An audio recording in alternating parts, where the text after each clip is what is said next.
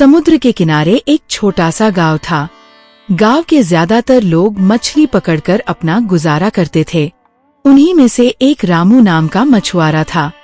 रामू बहुत ईमानदार और मेहनती इंसान था, लेकिन किस्मत उसकी साथी नहीं थी।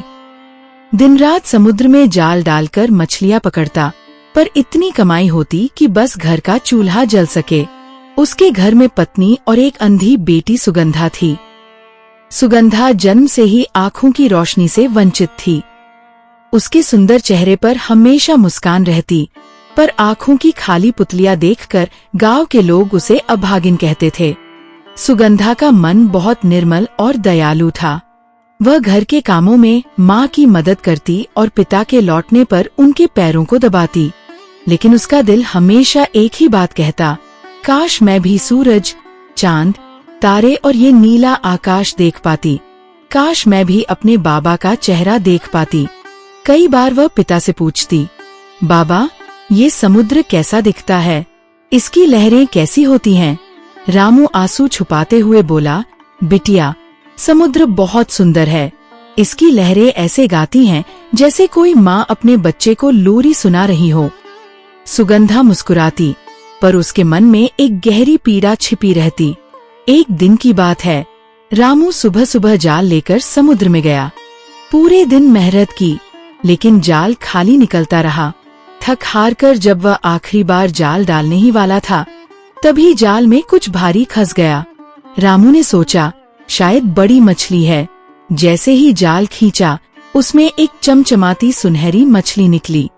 मछली इंसानी आवाज में बोली, मछुआरे, मुझे छोड़ दो।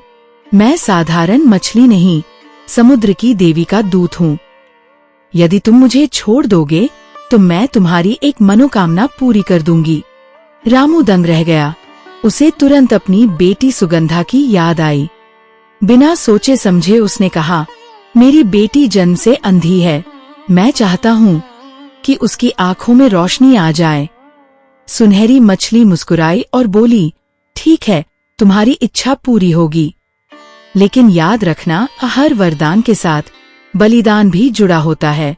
तुम्हें अपना सबसे कीमती खजाना खोना होगा। रामू ने पल भर सोचा, फिर बोला, मेरे लिए सबसे कीमती खजाना मेरी बेटी ही है। अगर उसकी खुशी के लिए मुझे कुछ भी खोना पड़े तो मैं तैयार हूँ।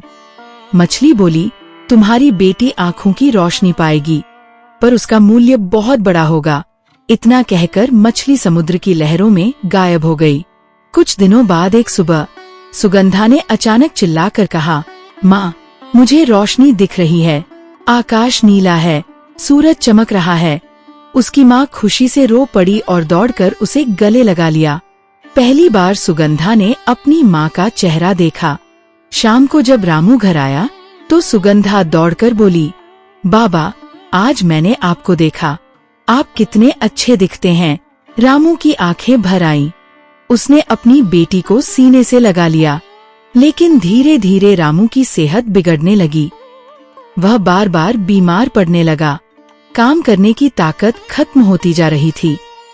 डॉक्टर ने बताया कि उसके जीवन के दिन गिने चुने हैं। रामू समझ गया, यही वह बलिदान है जिसकी चेतावनी सुनहरी मछली ने दी थी। उसने अपनी पत्नी से कहा, मैंने बेटी की आंखों के लिए अपनी जान दांव पर लगाई है।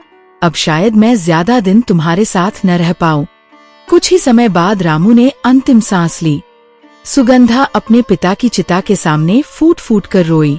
उसने कहा, बाबा, आपने मेरी आंखों की रोशनी के लिए अपनी जान कुर्बान कर दी। अब ये आंखें मैं केवल अच्छे कामों में लगाऊंगी। उस दिन से सुगंधा ने अपना जीवन दूसरों की सेवा को समर्पित कर दिया।